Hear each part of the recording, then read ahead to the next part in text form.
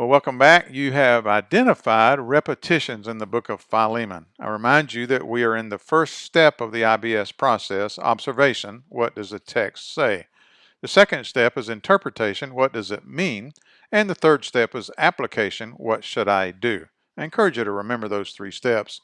If possible, commit them to memory. It kind of helps guide your work in the IBS process. And we spend a lot more time on observation than the other two steps because that helps keep us grounded in what the text says before we try to go to discern what the text meant then to them and therefore what it might mean now to us, and based on that, what we therefore should do, how we would apply it to our lives. Now, in the observational phase or step, there are two substeps.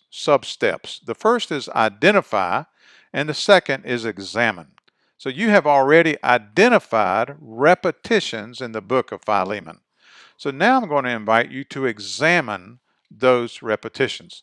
And we use different questions to guide our process when we do the examine substep.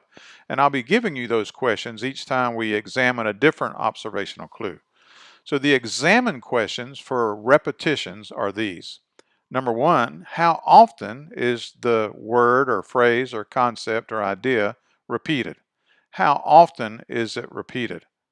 Number two, in what context is it used? Number three, what is said about it, if anything?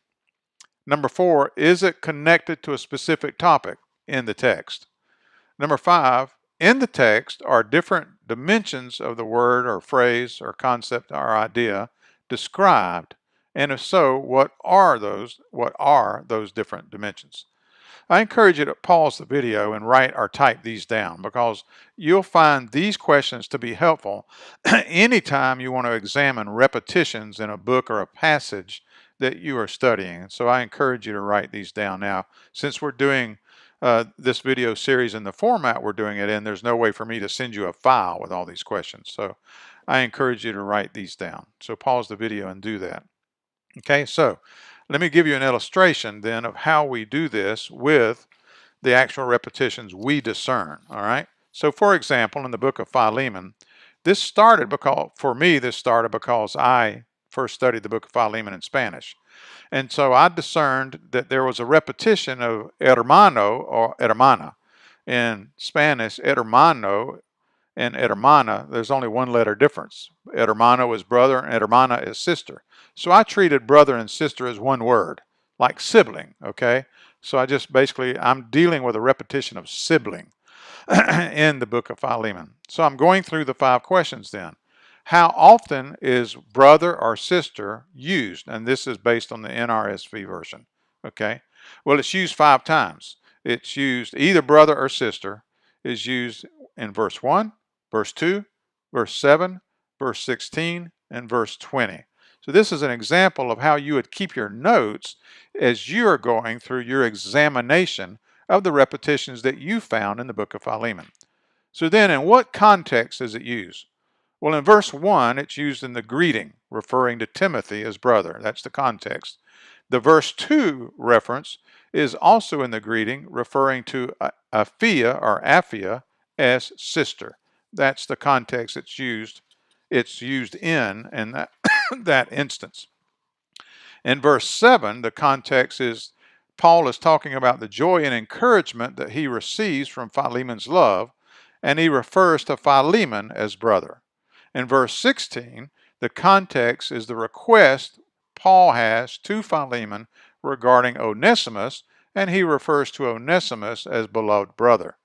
And then in verse 20, the context is the request of Paul to let me have this benefit from you in the Lord, and he addresses Philemon as brother. Okay? So that's the second examine question. What's the context of the repetition? The third examine question for repetitions is, well, what is said about it? What's said about brother or sister? Well, nothing in particular is said about brother or sister. It's used as a form of reference to or description of certain people. However, we do observe that verse 16 has the only use of the adjective beloved in conjunction with the noun sister or brother.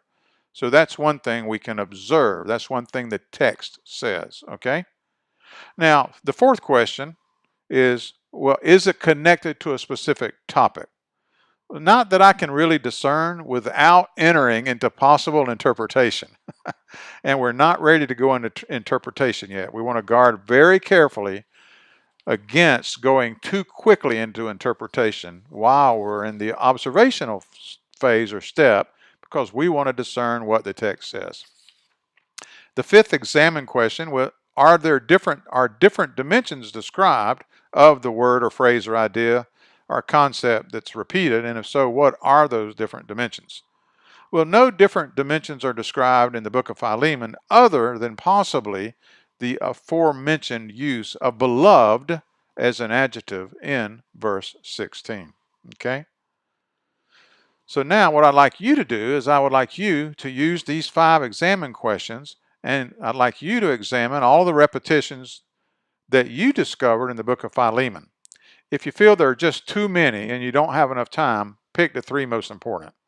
Pick the 3 most important repetitions based on what you're discerning in terms of what the letter meant to them then, okay, and examine those repetitions, okay?